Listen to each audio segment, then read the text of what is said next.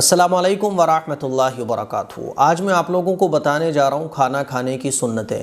نبی پاک صلی اللہ علیہ وسلم کی سنتیں بتانے کا یہ سلسلہ شروع کیا گیا ہے تاکہ ہم اور آپ جو پورا دن اپنا گزارتے ہیں، کھاتے ہیں، پیتے ہیں، کہیں جاتے ہیں، کسی سے ملتے ہیں، یہ سارے کام ہم لوگ کرتے ہیں، لیکن اگر یہی کام نبی پاک صلی اللہ علیہ وسلم کی سنت کے مطابق ہو جائے تو ہماری دنیا بھی بن جائے اور آخرت بھی بن جائے۔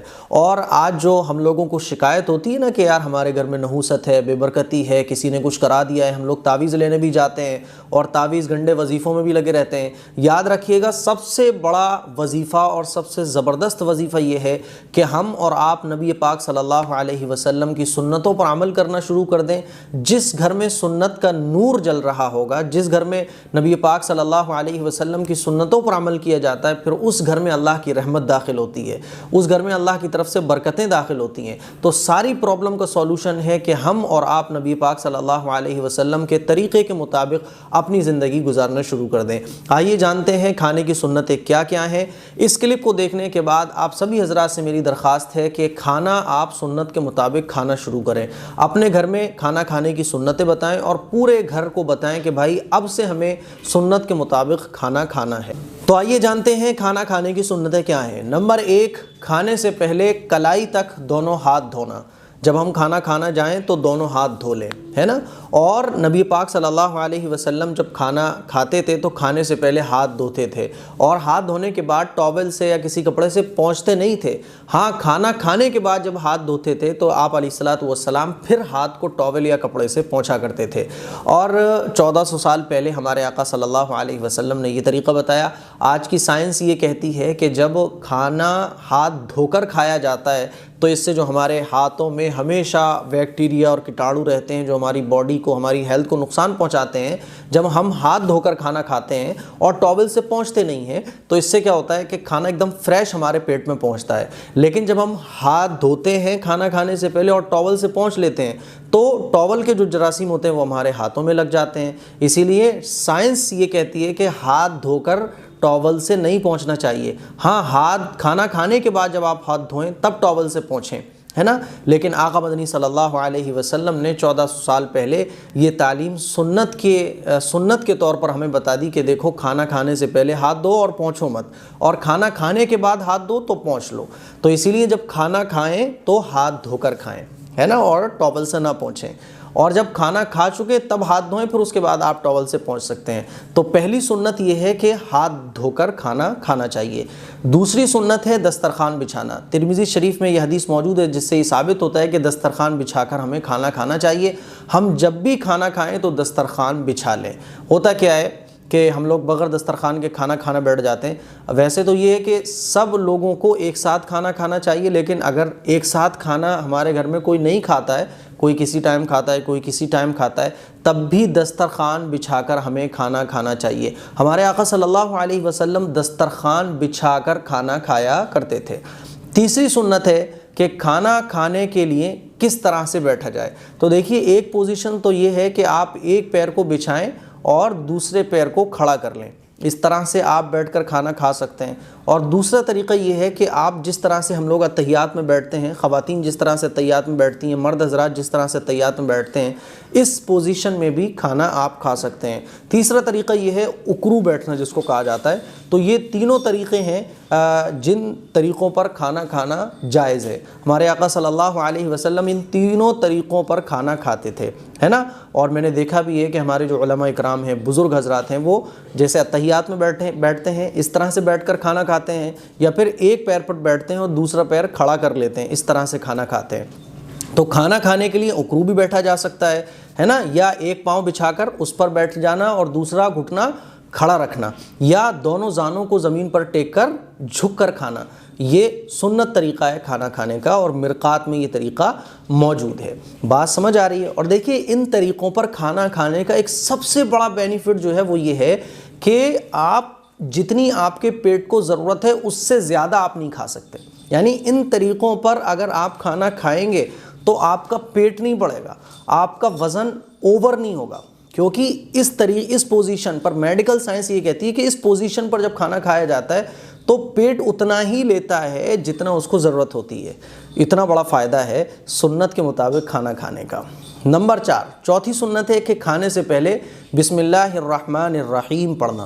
بخاری اور مسلم شریف میں یہ حدیث موجود ہے جس سے یہ ثبوت ملتا ہے کہ کھانا کھانے سے پہلے ہمیں بسم اللہ الرحمن الرحیم پڑھنا چاہیے، یا کھانا کھانے کی جو دعا ہے وہ بھی آپ پڑھ سکتے ہیں۔ 5ویں سنت یہ ہے کہ اگر شروع میں بسم اللہ بھول جائیں تو بعد میں یاد آنے پر یوں پڑھیں بسم اللہ اولہ و آخرہ۔ ترمذی شریف میں یہ حدیث موجود ہے۔ بعض دفعہ ہم لوگ کھانا کھانے بیٹھ جاتے ہیں اور ہمارے مائنڈ سے کھانے کی دعا سلپ ہو جاتی ہے، تو کوئی بات نہیں ہے، بیچ میں یاد آ جائے تو بیچ میں آپ کھانا کھانے کے بیچ میں یہ دعا پڑھ سکتے ہیں بسم اللہ اولہ و آخرہ۔ اس دعا کا ترجمہ ہے میں نے اس کھانے کے شروع میں اور آخر میں اللہ کا نام لیا۔ 6ٹھی سنت ہے دائیں ہاتھ سے کھانا۔ سیدھے ہاتھ سے کھانا کھانا چاہیے، بغیر کسی عذر کے الٹے ہاتھ سے کھانا کھانا یہ گناہ ہے اور یہ سنت کے خلاف بھی ہے۔ آقا مدنی صلی اللہ علیہ وسلم، ہمارے آقا جو تھے وہ سیدھے ہاتھ سے کھانا کھایا کرتے تھے۔ میں نے بہت سارے بچوں کو بھی دیکھا ہے، بہت سارے بڑوں کو بھی دیکھا ہے کہ الٹے ہاتھ سے کھانا کھاتے ہیں، نہیں کرنا چاہیے ایسا۔ اور بہت سارے بچوں کو بھی دیکھا ہے، تو میں جاتا ہوں کہیں میں ٹوک دیتا ہوں تو ماں باپ کہتے ہیں ارے صاحب وہ بچپن سے ہی عادت ہے۔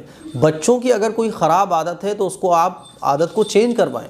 کون سی ایسی چیزیں جو چینج نہیں ہو سکتی ہے؟ عادت تو چینج ہو سکتی ہیں۔ آج ہمارے بچے الٹے ہاتھ سے کھا رہے ہیں، ہم ان کو عادت پڑوائیں گے سیدھے ہاتھ سے کھانے کی تو وہ سیدھے ہاتھ سے کھانا کھانا شروع کر دیں گے۔ اسی لیے اپنے بچوں کو آپ سیدھے ہاتھ سے کھانا کھانے کی عادت پڑوائیں۔ 7ویں سنت ہے کہ کھانا ایک قسم کا ہو تو اپنے سامنے سے کھانا۔ بخاری اور مسلم میں یہ حدیث موجود ہے۔ مثال کے طور پہ آپ 2 لوگوں کے ساتھ بریانی کھا رہے ہیں یا چاول کھا رہے ہیں یا ایک ہی طرح کی ڈش اگر کھا رہے ہیں آپ، تو پھر اپنی سائڈ سے کھانا چاہیے، ہے نا۔ لیکن اگر بہت سارا آئٹم ایک ہی پلیٹ میں رکھا ہوا ہے، جیسے بسکٹ بھی ہیں، کچھ اور چیز بھی ہے، کچھ اور چیز بھی ہے، تو پھر آپ پوری پلیٹ میں سے کہیں سے بھی اٹھا کر کھا سکتے ہیں، ٹھیک ہے۔ لیکن اگر ایک ہی طرح کی ڈش ہے تو پھر اپنی سائڈ سے ہمیں کھانا چاہیے۔ اچھا، نمبر 8، 8ویں سنت ہے کہ جس کھانے میں سب انگلیاں نہ لگانی پڑیں اس کو 3 انگلیوں سے کھانا۔ ہمارے آقا صلی اللہ علیہ وسلم 3 انگلیوں سے کھانا کھاتے تھے، یہ 3 انگلیاں، بات سمجھ آ رہی ہے؟ اور اس کی وجہ یہ ہے کہ مکے اور مدینہ کا جو کھانا ہوتا تھا تو وہ سوکھا کھانا ہوتا تھا، ہے نا، تو وہ 3 انگلیوں سے آرام سے کھایا جا سکتا تھا۔ ہمارے یہاں تو دال چاول اتنے جو ہے وہ پتلے ہوتے ہیں، دال ہوتی ہے بہت پتلی، کہ 3 انگلیوں سے کھانا یہ ایک بہت ہی مشکل کام ہے۔ تو جتنی انگلیوں کی ضرورت ہو اتنی انگلیاں استعمال کرنا سنت ہے۔ لیکن اگر سوکھا کھانا ہے جو 3 انگلیوں سے اٹھ سکتا ہے، جیسے ہم نمکین کھا رہے ہیں یا بہت موٹی چیز کھا رہے ہیں یا کوئی اور چیز کھا رہے ہیں، تو 3 انگلیوں کا ہمیں استعمال کرنا چاہیے۔ نمبر 9، اچھا یہ 3 انگلیوں کا استعمال کیوں کرنا چاہیے؟ کیونکہ ہمارے آقا صلی اللہ علیہ وسلم 3 انگلیوں کا ہی استعمال فرماتے تھے۔ کہنے کا مطلب یہ ہے جتنی انگلیوں کی ضرورت ہو اتنی انگلیاں ہمیں کھانے میں استعمال کرنا چاہیے۔ نمبر 9، کھانے کے بعد انگلیاں چاٹ لینا۔ ہمارے آقا صلی اللہ علیہ وسلم کھانے کے بعد انگلیاں چاٹ لیتے تھے، اور مسلم شریف میں حدیث موجود ہے۔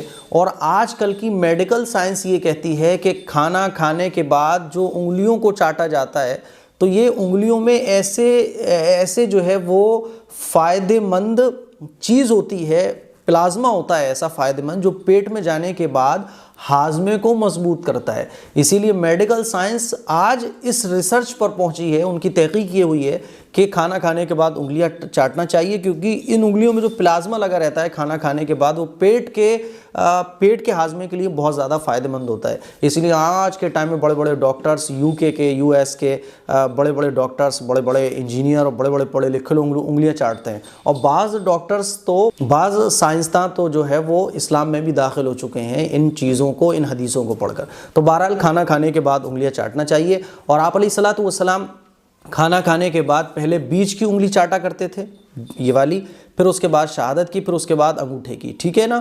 تو اگر ہم 4 انگلیوں سے کھا رہے ہیں، ہمارے یہاں تو بریانی ہوتے ہیں، بہت لچیلے سے چیزیں ہوتی ہیں نا، تو اگر ہماری تو ساری انگلیاں سن جاتی ہیں، تو سب سے پہلے چھوٹی انگلی، پھر اس کے بعد یہ، پھر اس کے بعد یہ، پھر اس کے بعد یہ، پھر اس کے بعد انگوٹھا، یہ طریقہ ہے۔ اچھا، 10ویں سنت ہے کہ پیالہ یا رکابی جس میں کھایا ہوا ہو اسے خوب صاف کر لینا۔ جس پیالے میں آپ کھا رہے ہیں، جس برتن میں آپ کھا رہے ہیں، تو اچھے طریقے سے اس پیالے کو، اس برتن کو کھانا کھانے کے بعد صاف کر لینا، ہے نا۔ یہ ابن ماجہ میں حدیث موجود ہے۔ رزق کی ہمیں قدر کرنا چاہیے، رزق کا ہمیں احترام کرنا چاہیے۔ ہمارے آقا صلی اللہ علیہ وسلم اس برتن کو صاف کر لیا کرتے تھے جس برتن میں آپ علیہ الصلوۃ والسلام کھانا کھاتے تھے، اور سنت بھی یہی ہے۔ آج ہمارے گھروں میں یہ ہوتا ہی نہیں ہے، بچوں نے چھوڑ دیا، بڑوں نے چھوڑ دیا، اچھا خاصا کھانا جو ہے وہ پلیٹ میں لگا ہم چھوڑ دیتے ہیں۔ ایسا نہیں کرنا چاہیے، یہ سنت کے خلاف ہے۔ اچھا، 11ویں سنت ہے اگر دسترخوان پر لقمہ گر جائے تو اٹھا کر صاف کر کے کھا لینا۔ مسلم شریف میں یہ حدیث موجود ہے کہ دسترخوان اگر لگا ہوا ہے اور آپ کھانا کھا رہے ہیں، کوئی چیز دسترخوان پر گر گئی تو آپ یہ مت سوچو کہ یار یہ تو دسترخوان پر گر گئی، نہیں، بلکہ دسترخوان پر اگر کوئی بھی چیز کھانے کی گر جائے تو اسے اٹھا کر کھا لینا۔ یہ سنت جو ہے نا، یہ آپ کو عزت دیتی ہے۔ ہم اور آپ نے عزت کے معیار الگ الگ بنا لیے ہیں۔ ہم نے بنا لیا کہ صاحب میز کرسی پر کھاؤ تو عزت ملے گی، ہم نے بنا لیا کانٹے سے چمچ سے کھاؤ تو عزت ملے گی۔ عزت سنت پر عمل کرنے سے ملتی ہے، تو اسی لیے اگر دسترخوان پر کوئی لقمہ گر جائے تو اسے اٹھا کر صاف کر کے کھا لینا چاہیے۔ 12ویں سنت یہ ہے کہ اگر سالن میں مکھی گر پڑے تو اسے غوطہ دے کر پھینک دینا چاہیے۔ بخاری شریف میں اور ابو داؤد شریف میں یہ حدیث موجود ہے، آپ علیہ الصلوۃ والسلام نے ارشاد فرمایا کہ اگر مکھی گر پڑے سالن میں تو اس کو غوطہ دے کر پھینکو۔ کیوں؟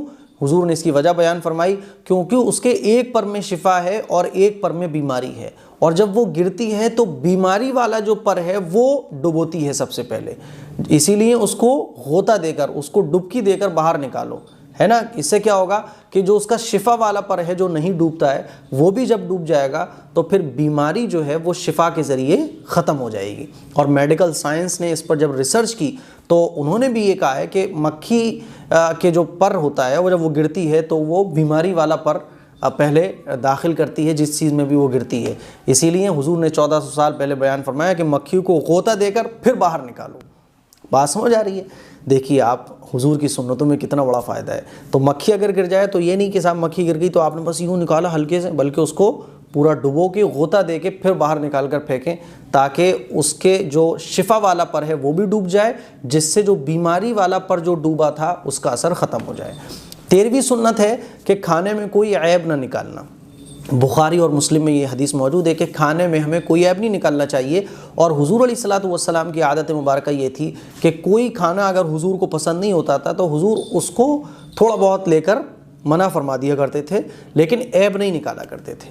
اسی لیے آج کل جو ہمارے گھر میں عیب نکالا جاتا ہے، ارے بالکل بکواس چیز ہے، ارے بالکل بیکار بنا دیا ہے، ارے کیا بنا دیا ہے، اس طرح سے نہیں کرنا چاہیے۔ آج کل ہم لوگ اپنی خواتین کو ڈانٹتے ہیں، اپنی بیوی کو ڈانٹتے ہیں، اپنی بہن کو ڈانٹتے ہیں۔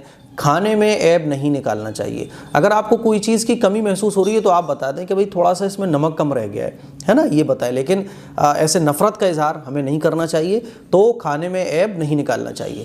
نمبر 14، کھانا تواضع کے ساتھ کھانا، ٹیک لگا کر نہ کھانا۔ بعض لوگ جو نا وہ یہ ٹیک لگا کر کھانا کھاتے ہیں، تو ٹیک لگا کر کھانا نہیں کھانا چاہیے۔ ہمارے آقا صلی اللہ علیہ وسلم ٹیک لگائے بغیر کھانا کھاتے تھے، اور کھانا تواضع کے ساتھ کھانا چاہیے، جھک کر، ایسے نہیں کہ آکڑ کے بیٹھ گئے سیٹ کی طرح، نہیں، یہ غلط طریقہ ہے۔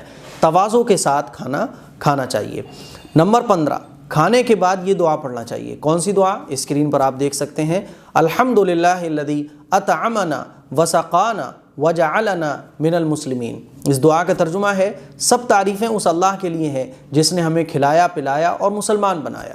دوسری دعا یہ بھی آپ پڑھ سکتے ہیں، الحمدللہ الذی اطعمنی ھذا الطعام ورزقنیہ من غیر حول منی ولا قوہ۔ اس دعا کا ترجمہ ہے، سب تعریفیں اس اللہ کے لیے ہیں جس نے مجھے یہ کھانا کھلایا اور مجھے نصیب کیا بغیر میری قوت اور کوشش کے۔ تیسری دعا آپ یہ بھی پڑھ سکتے ہیں، اللہم بارک لنا فیہ واطعمنی خیرا منہ۔ اس دعا کا ترجمہ ہے، اے اللہ تو اس میں ہمیں برکت عطا فرما اور اس سے بہتر نصیب فرما۔ اور نیکسٹ دعا ہے، الحمدللہ الذی اطعم وسقا وسوغہ وجعل لہ مخرجا۔ اس دعا کا ترجمہ ہے، سب تعریفیں اس اللہ کے لیے ہیں جس نے کھلایا پلایا اور آسانی سے گلے سے اتارا اور اس کے فضلے کے نکالنے کا راستہ بنایا۔ یہ جتنی بھی دعائیں ہیں، ان دعاؤں میں سے آپ جو چاہیں وہ دعا پڑھ سکتے ہیں، اور جو بھی دعا آپ کو کھانا کھانے کے بعد کی یاد کرنا آسان لگے اس دعا کو آپ یاد کر سکتے ہیں۔ 16ویں سنت یہ ہے کہ پہلے دسترخوان اٹھا کر پھر خود اٹھنا، ہے نا۔ اگر آپ کھانا کھا رہے ہیں تو پہلے دسترخوان اٹھائیں، بعد میں آپ اٹھیں۔ لیکن اگر بہت لمبا دسترخوان ہے، 15-20 لوگ کھا رہے ہیں، تو پھر آپ کھانا کھانے کے بعد اٹھ سکتے ہیں اگر ٹائم دوسرے لوگوں کو زیادہ لگ رہا ہے۔ لیکن اگر کچھ لوگ دسترخوان پر کھانا کھا رہے ہیں تو پہلے دسترخوان اٹھائیں، اس کے بعد آپ اٹھیں، ٹھیک ہے نا۔ 17ویں سنت یہ ہے کہ دسترخوان اٹھانے کی دعا پڑھنا۔ جو بھی بھائی دسترخوان اٹھائیں، جو بھی بہن گھر میں دسترخوان لگا ہوا ہے تو خواتین دسترخوان اگر اٹھاتی ہیں تو دسترخوان اٹھانے کی دعا پڑھنا۔ دسترخوان اٹھانے کی کون سی دعا ہے؟ آپ اسکرین پر آپ دیکھ سکتے ہیں، الحمدللہ حمدن کثیرا طیبا مبارکا فیہ غیر مکفی ولا مودع ولا مستغنن عنہ ربنا۔ اس دعا کا ترجمہ ہے، سب تعریفیں اللہ کے لیے ہیں، ایسی تعریف جو بہت پاکیزہ اور بابرکت ہو۔ اے ہمارے رب، ہم اس کھانے کو کافی سمجھ کر یا بالکل رخصت کر کے یا اس سے غیر محتاج ہو کر نہیں اٹھا رہے۔ بخاری شریف میں یہ دعا موجود ہے۔ اچھا، دسترخوان اٹھ رہا ہو تو آپ بھی اس دعا کو، جو باقی لوگ بیٹھے ہیں وہ بھی اس دعا کو پڑھ سکتے ہیں، ہے نا؟ اسی لیے دسترخوان اٹھانے کی دعا بھی ہمیں یاد ہونا چاہیے۔ جہاں ہمیں بہت ساری چیزیں دنیا کی یاد ہوتی ہیں، موویوں کے نام یاد ہوتے ہیں، ایکٹر اور ایکٹریس کے نام یاد ہوتے ہیں، ڈیٹ آف برتھ بھی یاد ہوتی ہے، سانگ بھی یاد ہوتے ہیں، تو یہ دعائیں چھوٹی چھوٹی ہیں۔ ان دعاؤں کو جب ہم روزانہ پڑھنے کی عادت بنا لیں گے تو یہ ہمیں بہت آسانی کے ساتھ خود بخود ہماری زبان پر آنا شروع ہو جائیں گی۔ 18ویں سنت ہے کہ کھانا کھانے کے بعد ہاتھ دھو کر کلی کرنا۔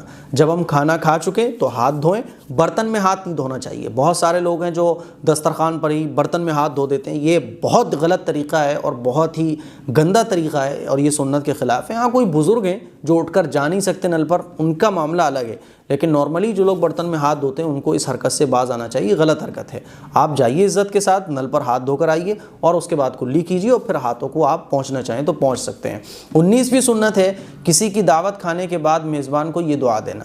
اگر ہم کسی کے یہاں دعوت پر گئے ہوئے ہیں تو جب ہم کھانا کھا چکے تو ہمیں یہ دعا پڑھنا چاہیے، اللہم اطعم من اطعمنی واسقی من سقانی۔ اس دعا کا ترجمہ ہے، اے اللہ، جس نے مجھے کھلایا اس کو کھلا اور جس نے مجھے پلایا اس کو پلا۔ مسلم شریف میں یہ دعا موجود ہے۔ 20ویں سنت ہے دسترخوان زمین پر اور فرش پر بچھا کر کھانا۔ دسترخوان آج کل جو ہمارے ہاں ایک کریز چل رہا ہے، ڈائننگ ٹیبل پر کھانا کھانا، اس سے ہمیں بچنا چاہیے۔ ہمارے آقا صلی اللہ علیہ وسلم زمین پر دسترخوان لگا کر کھانا کھاتے تھے۔ آپ بیڈ پر دسترخوان لگا کر کھانا کھا سکتے ہیں، ہے نا، اور زمین پر بھی دسترخوان لگا کر کھانا کھا سکتے ہیں۔ کہنے کا مطلب یہ کہ میز کرسی کا سیٹ اپ یہ اسلامی نہیں ہے، یہ غیروں کا طریقہ ہے۔ ہمیں اپنے نبی پاک صلی اللہ علیہ وسلم کے طریقے کو فالو کرنا چاہیے۔ 21ویں سنت ہے کہ کھانے کے درمیان اگر کوئی آ جائے تو اسے شرکت کی دعوت دینا، جو ہمارے ہاں عام ہے۔ کوئی اگر ہم کھانا کھا رہے ہوں، کوئی آ جاتا ہے تو ہم اس کو دعوت دیتے ہیں، یہ سنت ہے، ٹھیک ہے۔ 22ویں سنت ہے ساتھی کھانا کھا رہا ہے تو جتنا ہو سکے اس کے ساتھ کھانا کھاتے رہنا تاکہ وہ پیٹ بھر کر کھا لے۔ البتہ اگر کوئی مجبوری ہو تو عذر کر دینا۔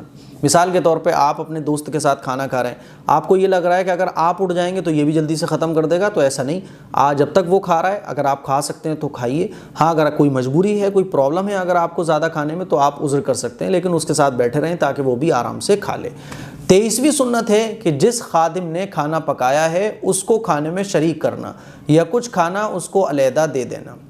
آپ کے گھر میں کوئی پکانے والی آتی ہے یا کوئی پکانے والا آتا ہے تو جس نے کھانا بنایا ہے اس کو بھی کھانے میں شریک کرنا یا اس کو علیحدہ سے کچھ دے دینا۔